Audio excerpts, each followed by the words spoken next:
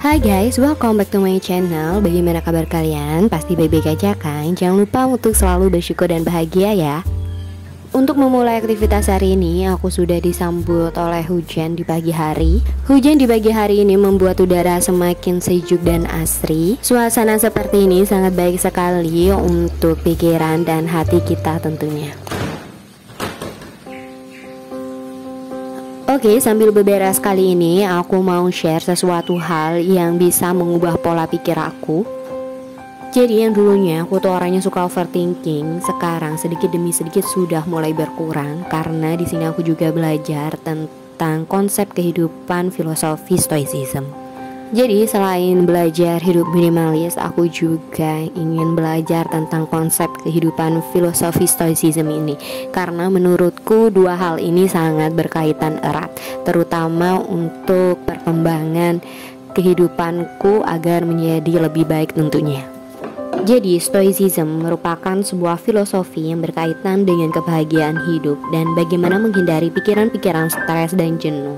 Ilmu yang satu ini mengajarkan pada kita tentang bagaimana kebahagiaan seseorang itu bersumber dari hal-hal yang bisa kita kendalikan.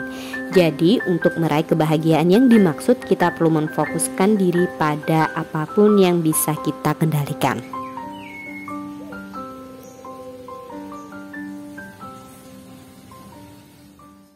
Jadi, Stoicism ini diciptakan di kota Athena, Yunani oleh Zeno dari Citium pada awal abad ke-3 sebelum Masehi. Filsafat ini dianut oleh beberapa filsuf dari Yunani, mulai dari Epictetus yaitu seorang mantan budak, Seneca yaitu politisi di era Kaisar Nero, dan juga Marcus Aurelius yaitu seorang kaisar.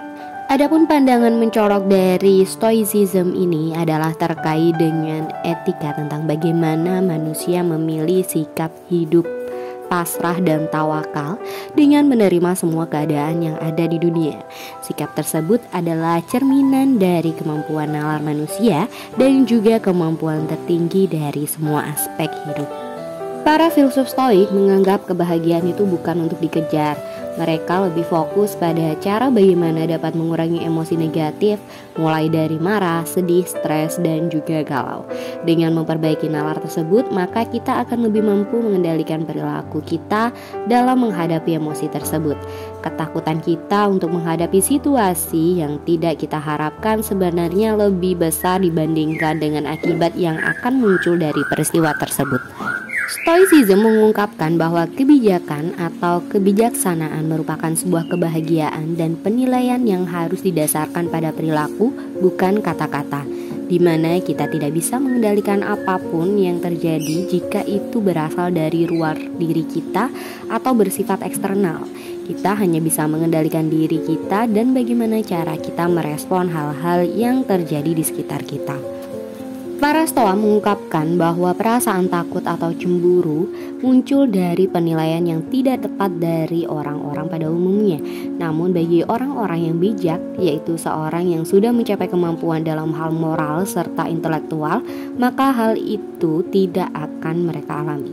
Stoik pada masa Seneca dan juga Epictetus menekankan pada sebuah doktrin yang sudah menjadi ajaran Stoa awal, bahwa orang yang bijak akan benar-benar kebal terhadap masalah apapun, kemalangan ataupun derita. Itu artinya sikap kebajikan sudah cukup untuk mencapai kebahagiaan. Akan tetapi hal tersebut tidak semata-mata bahwa hanya orang bijak saja yang bebas dari penderitaan, sedangkan orang lain secara moral bersifat jahat.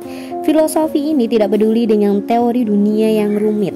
Cara tersebut hanya ingin membantu kita dalam mengatasi emosi yang merusak dan bagaimana cara bertindak dengan benar. Kehilangan orang yang dicintai sekaligus kehilangan pekerjaan dalam waktu yang berdekatan misalnya, sungguh membuat Don sulit membayangkan cara agar bisa bahagia kembali dalam kondisi seperti itu. Pengalaman ini juga dirasakan oleh Mark dan Angel Chernow, pasangan suami istri sekaligus pakar pengembangan pribadi. Namun mereka berhasil mengubah pola pikir dan kebiasaan sehingga bisa bangkit kembali dari keterpurukan. Oke guys, sekian dulu informasi tentang filosofi Stoicism. Jangan lupa saksikan video aku yang berikutnya, masih dengan tema Stoicism dan minimalism. Pesan terakhirku, jangan lupa untuk selalu bersyukur dan bahagia.